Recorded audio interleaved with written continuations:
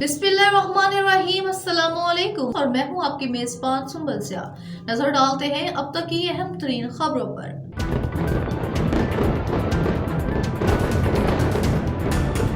गोला बारूद, मिसाइल और रॉकेट हमले। इसराइल के गजा और लिबनान में बर्बरियत जारी।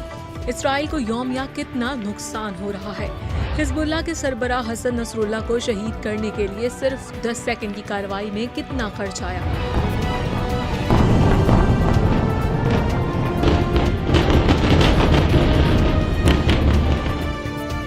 गजा और लिबनान में ज़मीनी कार्रवाइयों से इसराइल के दिफाई अखराजात में बेपनाह इजाफा हो गया है और उसे अरबों डॉलर का नुकसान हो रहा है। जनूबी लिबनान की जंग में हज़ारों रिजर्व फौजियों की तैनाती के बायस इसराइल को यौमिया अरबों डॉलर खर्च करने पड़ रहे हैं।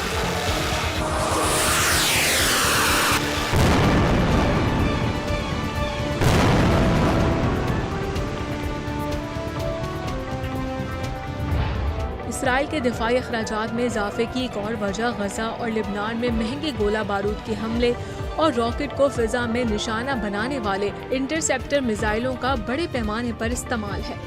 27 सितंबर को इसराइली फौज ने बैरूत में हिजबुल्लाह के सरबराह हसन नसरुल्लाह को शहीद किया था। 10 सेकंड की कार्रवाई के लिए इसराइल ने महंगे बम इस्तेमाल किए। हमले के लिए 66 लाख डॉलर से ज्यादा रकम खर्च की गई। पिछले 50 रोज में इसराइल को 6 अरब 61 करोड़ डॉलर से ज्यादा के दफाई अखराजात आए और उनमें हर गुजरते दिन के साथ इजाफा हो रहा है। जबकि इसराइल को गजा और लिबनान की जंग में यौमिया 13 करोड़ डॉलर से ज्यादा के अखराजात बर्दाश्त करना पड़ रहे हैं।